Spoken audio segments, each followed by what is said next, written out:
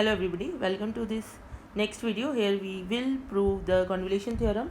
So here I have written the statement of the convolution theorem. This theorem says that if you have fx and gx, they are two functions and they are piecewise continuous functions and they are of exponential order. It means that the Laplace transformation for them is defined. Then we are saying that the Laplace transform of f star g, which is a convolution of f and g, is equal to Laplace transform of f product with Laplace transform of g. So we want to prove this theorem. So what we are doing, we are going to start with the right hand side. So your right hand side is Laplace transform of f into Laplace transform of g, right? So I'll just do the definition. I know the Laplace transform of a function f of x is defined as e raised to power minus s into some dummy variable. I am taking tau here into that function d tau. 0 to infinity are the limits of integration. Then you have L of g of x here, that is 0 to infinity e raised to power minus su. U here is another dummy variable gu du, right? So I can just do this thing, that 0 to infinity, these are the limits for tau. Then you have this limits for u, right? And you have this e raised to power minus s tau plus u f tau du. You have this, doesn't matter, du d tau, they are independent. You can do like this. So here what I am doing, I have just taken first integrate with respect to u, then integrate with respect to tau, right? So this I can write. So this is my right hand side. Fine. Now we have to somehow manipulate this integral so that we get it as L of f star g.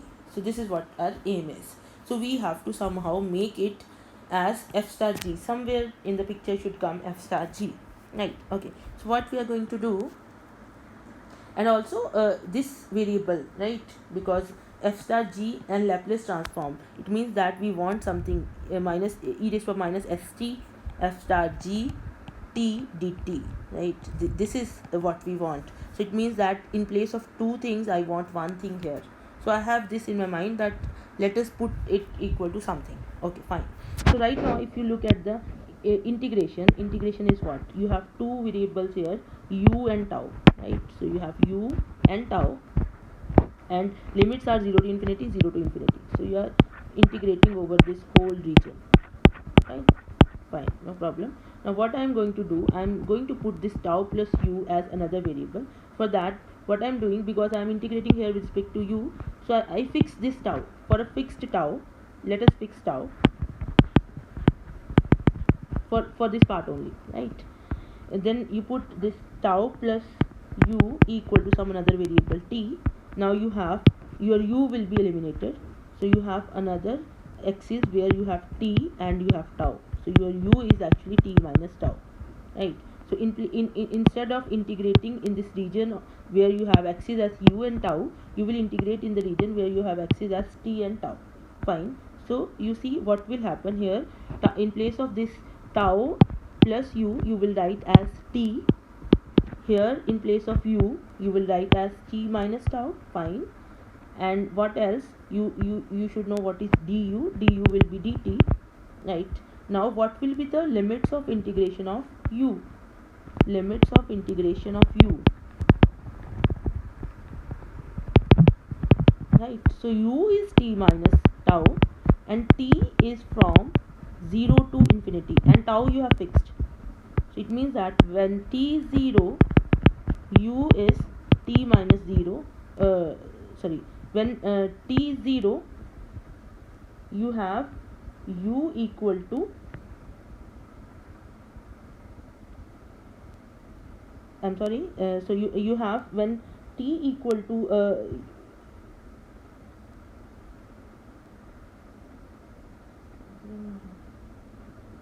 t, your limits for t are from 0 to infinity. Just a minute. So and your u is, yeah, fine. So when your t is 0, you will get your u to be 0 minus tau. You will get it equal to minus tau, and when t equal to infinity,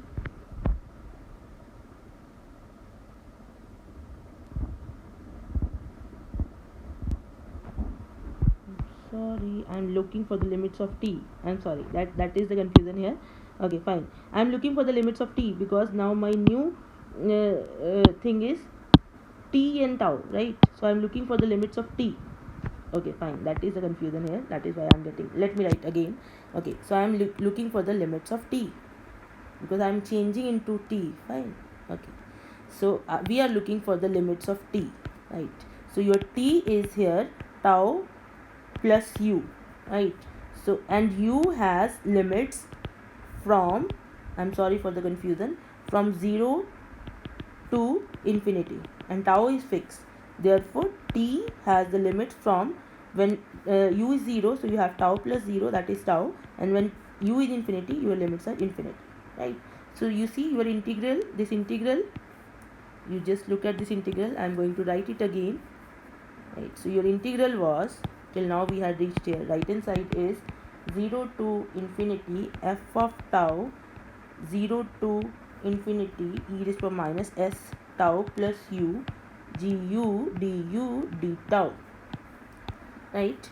And here now we are putting this thing equal to t, and limits for t are t equal to tau to infinity e raised to minus st g. In place of u, you will have a t minus tau, and in place of du, you will have dt, right? And then you have d tau and f tau 0 to infinity, right? So this is your right hand side. Now you remember these are the limits for t, and these are the limits for tau. So you are first integrating with respect to t and then with respect to tau. So you can just write it like this: 0 to infinity tau to infinity e raised to minus st f tau g of t minus tau dt d tau. So you have this thing that you have a function and you are first integrating with respect to t and then with respect to tau. So you have this till now, still we don't get that f star g thing, because you have here s, you are integrating with respect to t and still you have e raised to power st, so you cannot take this thing out. Fine. So what we can do, right? So if you look at the picture, you have t and tau here, and if you look at this domain of integration, so what is this? T is from tau to infinity, right? T equal to tau is this line, and t equal to infinity is like till here, and then this is infinite, and tau is from 0 to infinity. So this is the region of integration, right? So if we draw it nicely, so this is the region of integration here. This is the region of integration, and because where this is your t axis and this is your tau axis. Now if you are integrating with respect to t first and then tau, it means that you have horizontal stripes here, right? Now I want to change the order of integration. That now your mathematics 1 course come into the picture. Change the order of integration. For that, what we have to do, we have to draw the vertical stripes, right? Now vertical stripes, now you look at the limits. For that, what you do, you see that the entry point and the exit point. Now you see here the entry point is tau equal to 0 and the exit point is tau equal to t. So limits for tau will become tau from 0 to tau equal to t, and then for limits for t is such that you have to cover whole the stripes, that obviously is from 0 to infinity. So your order of integration will change like this, that you will have, these are the limits for tau 0 to t, right? And then these are the limits for t is from 0 to infinity. Inside your function is unchanged. So please, if anybody is not comfortable with this, then you can go back and see you are changing the order of integration in Maths 1 course. So here you had dt and d tau. Now you will change the order, d tau and dt. Fine. Okay, so this is your right hand side.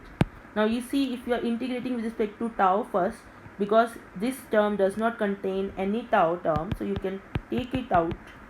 So e raised to minus st into this integral. This is 0 to infinity, 0 to t f tau g of t minus tau d tau dt. Now look at this expression here. What is this? Here you see this is a dummy variable, right? So f of tau g of t minus tau d tau, and limit is from 0 to t. So this is nothing but f star g at t. dt e raised to power minus st 0 to infinity, right? So this is what is this. By definition, this is L of f star g. So you get that L of f star g is L of f into L of g. So this is the convolution theorem, hence proved.